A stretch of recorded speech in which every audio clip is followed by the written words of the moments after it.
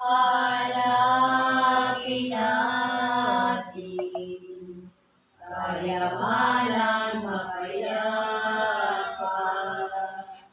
Buhay ni Jesus naman na upang halimbawa.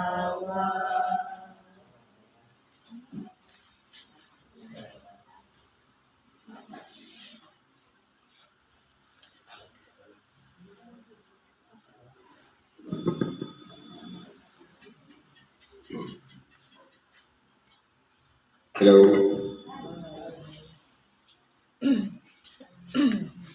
Pangalan po ng dakilang Panginoong Jesucristo. Ito po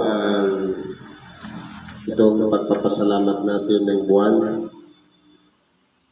kung saan tayo po ay pinagsama-sama sa book na ito upang magkaroon ng bahagi doon sa nakikipag-isa sa ating dakilang Panginoong Jesucristo. Ibaga napakasarap tingnan na nagkakatingin na tayo ng mukhaan di tulad ng isang buwan, madilim pa. Madilim ang paligid, pero ngayon maaliwalas na. Hindi na makita o makilala kung may gising o tulog. Ngayon po, meron tayong sitas ayon po sa sulat ni Apostol Pablo sa mga taga-Pilipos, Kapitulo 2, versikulo 1 hanggang 11. Ngayon po, kung pag-aaralan natin, ang sitas na ito ay parang ordinaryo na lang sa palaging nagbabasa ng banal na kasulatan. Pero, meron po ditong mga mensahe na kung saan hihimayin natin para malaman natin ano po ba dapat ang halimbawa na dapat sundan natin na iniwan ng ating dakilang Panginoong Jesucristo. Sabi po dito, kaya nga, kung mayroong anumang kasiglahan kay Kristo, kung mayroong anumang kaaliwan na nagkatibig, kung mayroong anumang pakikisama ng Espiritu, kung mayroong anumang mahinahong awa at habag, ay lubusin ninyo ang aking katuwaan upang kayo'y magkaisa ng pag-iisip, magtaglay ng isa rin pag-ibig, na magkaisa ng akala at isa lamang pag-iisip. Kaya kung aralin natin, bakit, kumbaga yung paliwanag kay Apostol Pablo, magulo, isa lang pag-isip, isang pag-ibig, at magkaisang pag-iisip. Ano po ba ang pagkakaiba-iba noon? Unahin muna natin yung verse 1. Kaya po, bilang tayo pinagsama-sama sa book na ito, nasa ilalim tayo ng tinatawag na pagkakapatiran o tinatawag na iglesia. Halimbawa po, nai-experience natin sa ating buhay sa ngayon na meron tayong kasiglahan kay Kristo. Naaaliw tayo sa pag-ibig dahil nagtuturingan tayo bilang magkakapatid. At nararamdaman natin yung pakikisama ng Espiritu Santo. At marunong din tayo mahabag o maawa sa kapwa. Na kung saan, kapag may lumalapit sa atin dito, na may karamdaman, hindi natin ipinagkakait ang isang bagay na kailangan nila para tulungan natin sila. Ipalagay natin lahat ng yan ay nangyayari sa atin. Kinakailangan, mas lubusin pa natin. Na kumbaga, nag-umpisa tayo na naging masigasig, nagpapatuloy tayo sa paggawa ng kabutihan sa kapwa, na-experience natin yung presensya ng Diyos, at nagagawa natin ang lahat ng mga bagay nang walang bulong-bulungan o hindi tayo nagre-reklamo dahil nariyan ang Espiritu Santo, nariyan ang pag-ibig na nag-aalaban sa pag-ibig. Kumbaga, kung yan po ay patuloy nating ginagawa, meron pong pagbabatayan tayo. Sabi dito, mga kaisa ng pag-iisip. Ibig sabihin, kung ano yung pinakamaganda sa lahat, yun lang dapat ang paka-iisipin natin. Na magkakaroon tayo ng bunga, sama-sama, hindi, walang maiiwan kahit isa, kundi lahat tayo ay makikidamag, tayo ay magtatamo ng benepisyong yaon. Dahil kumbaga, ang direksyon ng ating pinatutunguhan na hindi lang ang nangunguna o namumuno sa atin ang magkaroon ng kaginhawahan, umasumpungan ng kaligtasan, kundi ibinabahagi sa isa at sa iba't iba nang sa ganung pare-parehas natin masumpungan na tayong lahat papunta doon sa kaligtasan inihanda ng Diyos. Mga kaisang pag-iisip at mga tataglay ng isa ring pag-ibig. Na kumbaga, ang pag-ibig po kasi yung nagpapahalagahan sa isa't isa. Na kung saan kapag may nadapa o may nalugmok, ibinabangon, walang iwanan. Kumbaga, nagtuturingan tayo magkakapatid, nagtutulungan, nagdadamayan. Yan po ang pinaka-importante na mga kaisang akala. Hindi yung iba yung akala ng iba, iba naman yung isa, kundi pare-parehas natin ang akala natin, yung tinatawag na mabuting akala. Na kung saan alam natin yung patutunguhan ng direksyon ng ating mga ginagawa. Kaya tayo pabalik-balik sa araw ng pagsamba.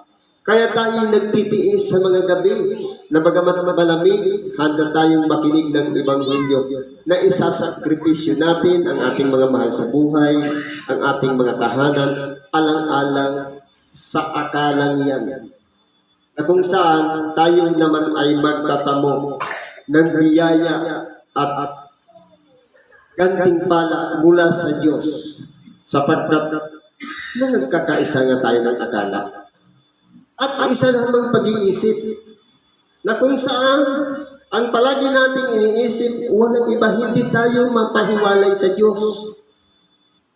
Walang iba, ang iniisip natin, yung pahalagahan yung kapwa.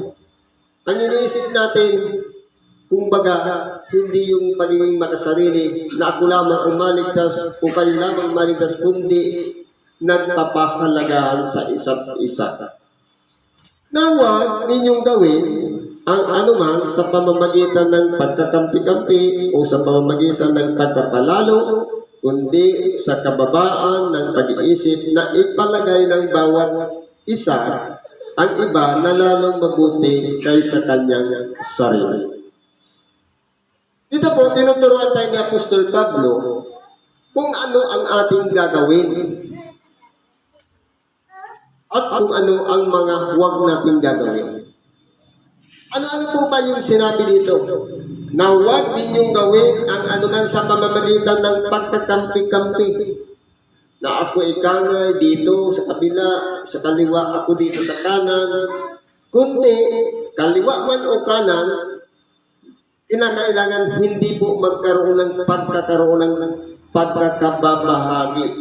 Kundi, kinakailangan buo tayo, nagkakaisa tayo ng ating mga ginagawa sa pamamagitan ng kababaan ng pag-iisip na kung saan ipalagay ng bawat isa ang iba na lalong mabuti kaysa kanyang sarili. Na kahit tayo may magandang ideya, meron tayong magandang programa, sabi nga, ipalagay na mabuti ang iba kaysa sa kanyang sarili. Kumbaga, ibababa natin yung ideya na yan na mayroon pang mas magaling na ibang ideya. Yan po ay kapakumbabaan.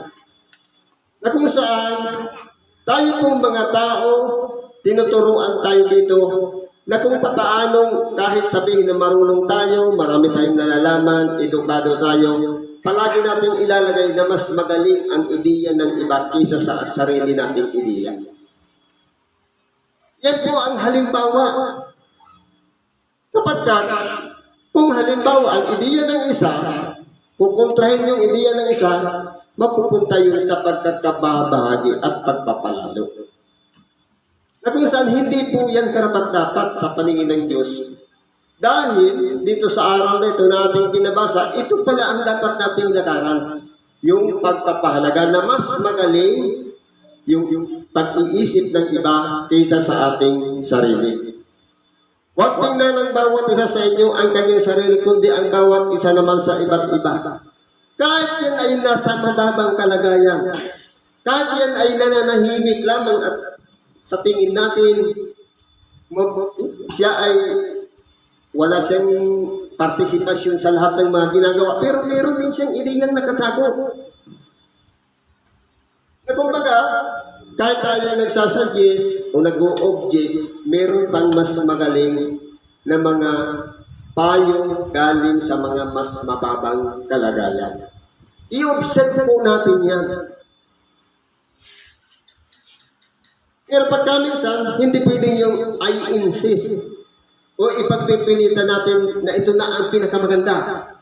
Ito na ang pinaka-the best na ideya. Kundi, kinakailangan, iisipin palagi natin para hindi magkawatak-watak, ipagpalagay ang isa't isa at sa iba't iba. Ibig sabihin, yung pagpapahalaga natin sa mga maliliit na bagay na bagamat kaunti lamang ang sinabi ng ating kapwa, kapis na yun para sa atin. Yan po ay pagsasanay sa sarili natin na kung saan tinuturuan tayo, pairali natin sa ating pag-iisip yung kapatkumbabaan. Bakit po? Ano ang dapat nating iisipin? Sabi dito, magkaroon kayo sa inyo ng pag-iisip na ito'y na kay Kristo Jesus din naman. Ano po ba ang nasa isipan ng ating dakilang Panginoon?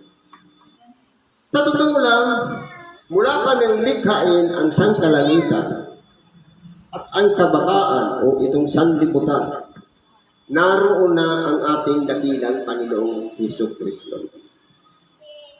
Kasama na siya ng Diyos bago likhain ang mga bagay na hindi nakikita at ang mga bagay na nakikita.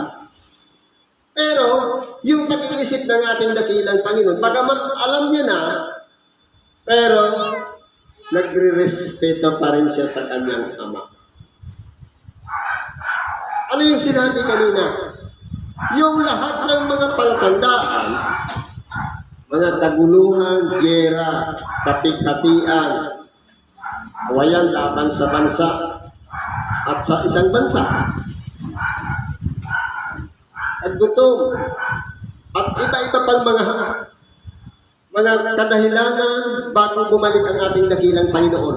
Lahat yan sinabi niya. Indol at kung ano-ano pa. Ano ang itinera niya? Kaya, yun dapat ang sundan natin, yung pag-iisip ng ating dakilang Panginoon. Alam niya na babalik siya, pero ang tanging itinera niya, yung oras kung kailan siya babalik.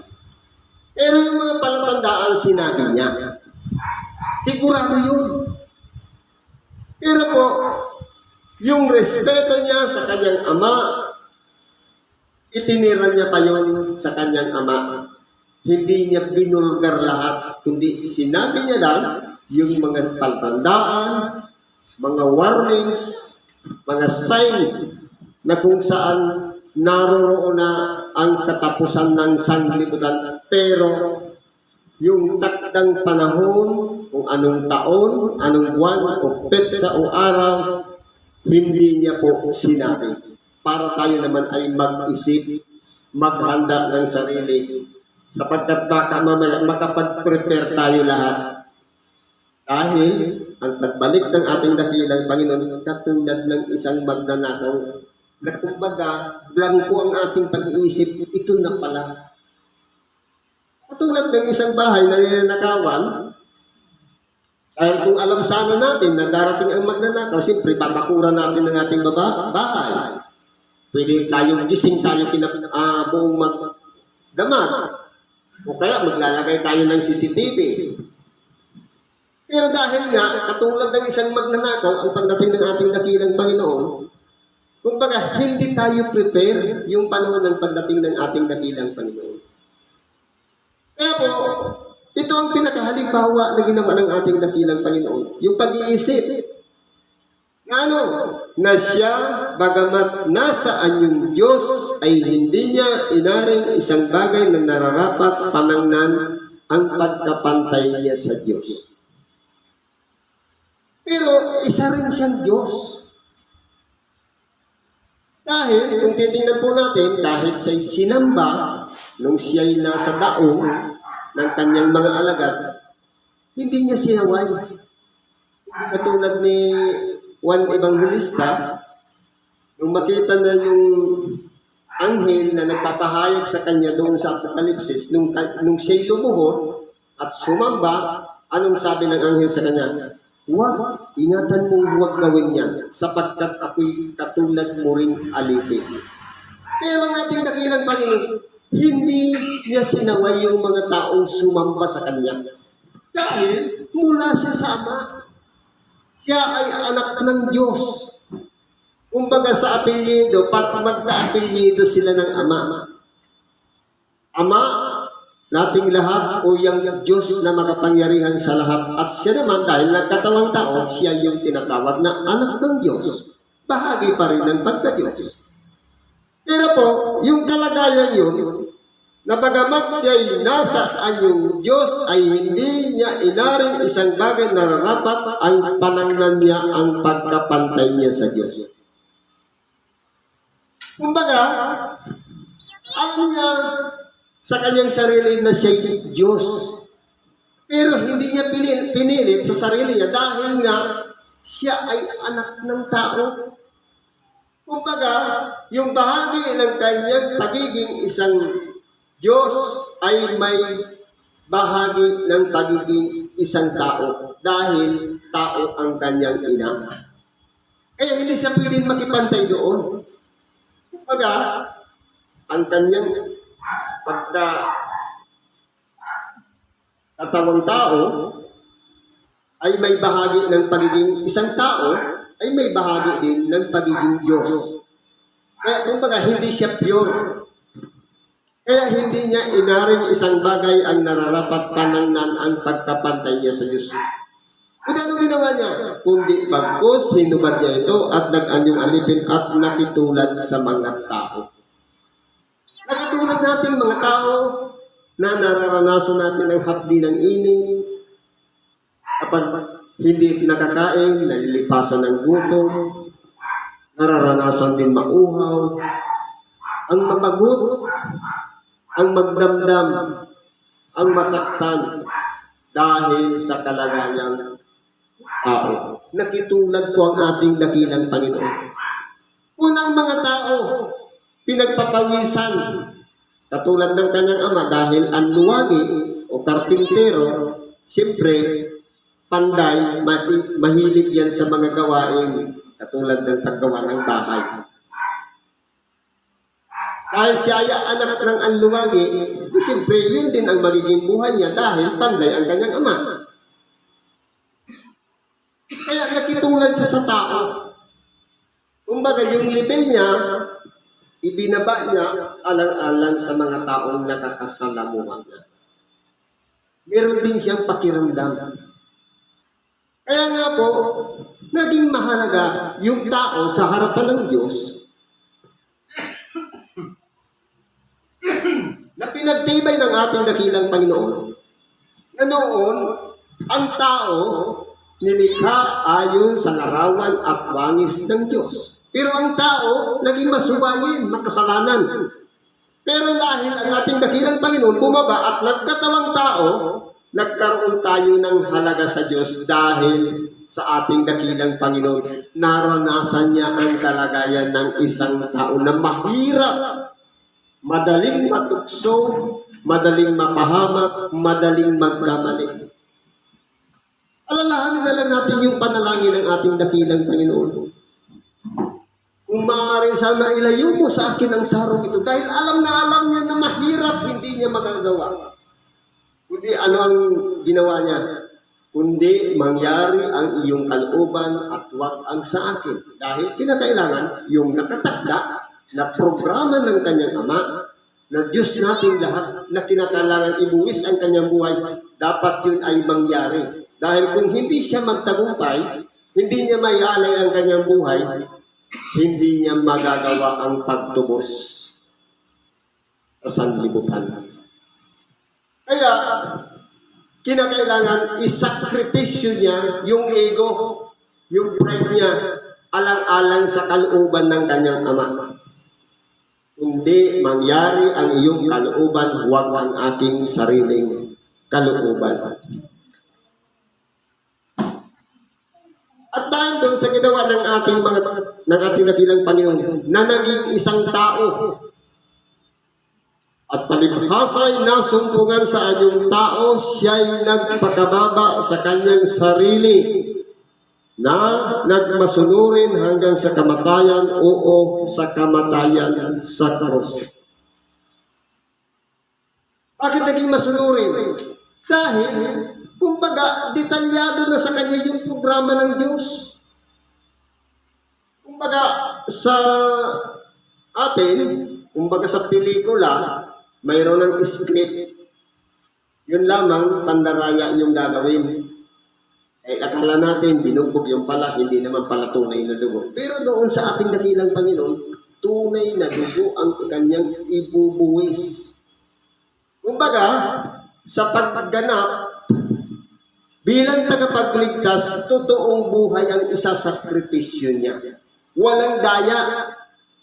Ngayon, hindi katulad ng pelikula na pwede tayong dayain. Minsan nga, kung nanonood tayo ng pelikula, nakakatawa eh.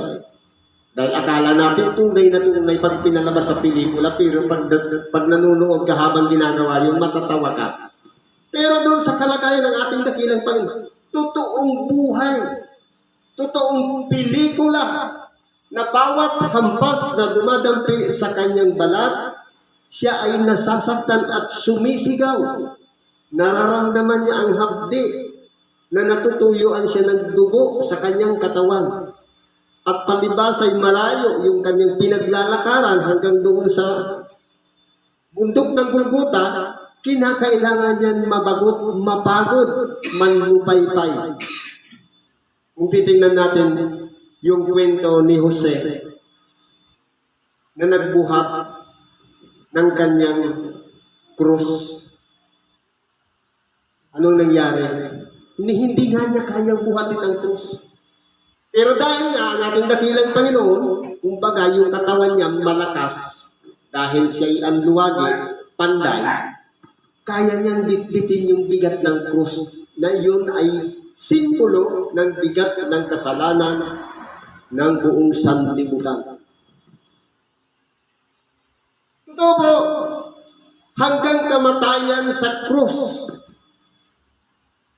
na kahit ang pinaka-aasa-asahan niya na kanyang mga alagad, na palagi niyang kasakasama, doon pa lang sa panalangin nung hinuli ang ating dakilang Panginoon, hindi na makapagtiis na magpuyak.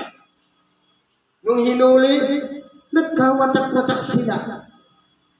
At yung pinakamamahal niya pang alagad, na si Simon Pedro, na palaging nagsasabi sa kanya, hanggang kamatayan, handa kitang samahan. Pero nung hinuli na ang ating dakilang Panginoon, lumayo siya. Anong sabi ng nakapaligid doon kay Simon Pedro? Hindi magkasama kanya.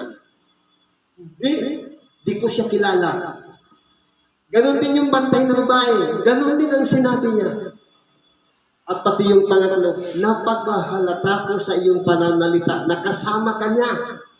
Pero ipinangkaila pa ni Simon Pedro. Kaya po ang ating dakilang Panginoon, naging masunurin dahil sa kalagayang pagka-Diyos. At sa kalagayan din bilang anak ng tao. Kaya hindi tingnan po natin kapag siya'y nagsasalita. Minsan nagsasalita siya bilang Diyos. Minsan nagsasalita siya bilang anak ng tao. Kasi kung sasabihin niya, ako ang tunay na pintuan ng lupa. Ako ang daan. Ibig sabihin, nagsasalita bilang isang Diyos. Pero nararamdaman niya lang, bilang tao, nagsasalita din siya bilang isang tao. Nararamdaman niya yung kahirapan, ang mabuhay dito sa ibabaw ng sanlibutan dahil marupok po kasi ang kalagayan ng tao. Kaya po, ang ating dakilang Panginoon, nagpakatatag siya dahil po yun ang programang itinakda ng Diyos na kinakailangan niya sundin. Kaya siya ay naging masunurin sa krus. Kaya siya naman ay pinakadakila ng Diyos at siya'y binigyan ng pangalang lalo sa lahat ng pangalan. Upang sa pangalan ni Jesus ay inuhod ang lahat ng tuhod ng nangasa langit at ng nangasa ibabaw ng lupa at nangasa ilalim ng lupa. Ngayon, ano sabi dito? Siya naman ay pinakadakila ng Diyos at binigyan ng pangalang higit sa lahat ng pangalan. At tanungin natin, hindi ba ganong siya'y isilang, nung hinulaan siya, ang pangalan niya'y Emmanuel? Nung ipanganak siya, ang ipinangalan sa kanya, Jesus. Hanggang kamatayan, Jesus ang pangalan niya. Ano yung iniugnay sa kanya? Para bigyan siya ng pangalang higit sa lahat ng pangalan. Ang sabi ito, upang sa pangalan ni Jesus inuhod ng lahat ng tuhod na nasa langit, na nasa ibabaw ng lupa, at na nasa ilalim ng lupa. Ibig sabihin, tayong mga tao nasa ibabaw ng lupa at yung mga nangasa ilalim, mga espiritu, at yung mga taong namatay na at pati yung nasa langit. Ano ang nakaugnay na pangalan sa Jesus? Upang ipahayag ng lahat ng mga dila na si Hesus Kristo. Dinagdagan yung pangalan niya na hindi lang Jesus kundi Kristo. Pangalan higit sa lahat ng pangalan. Upang dakilain at tawagin natin siyang Panginoon para din sa ikaluluwalhati ng Diyos Ama. Kaya kung titingnan natin yung programa, mula sa Diyos, bumaba ang sinugo niya ang kanyang bugtong na anak, dahil sa isang birhen, ipinanganak, nabuhay bilang tao. Nung dumating yung takdang panahon, kinakailangan isakripisyo yung kanyang buhay para matubos tayo sa kasalanan. Kumbaga, nakaprogram yun. Ang mahalaga doon, yung tinanggap ng ating dakilang Panginoon sa kabila ng kanyang pagiging masunurin sa krus. Walang iba yung kadakilaan. Nung siya'y mabuhay na maguli sa mga patay, ang lahat ng nangasa ibabaw ng lupa, nangasa ilalim ng lupa, at nangasa langit, ay luluhod ang lahat ng tuhod. At upang ipahayag ng lahat ng dila na tayong lahat ay magpupuri sa ating dakilang Panginoong Hesus Kristo para lang luwalhatiin ang Diyos na Ama na kanyang pinanggalingan. Kaya titingnan po natin, kapag pinuri natin si Kristo, niluluwalhati natin si Kristo kasama na doon ang Ama.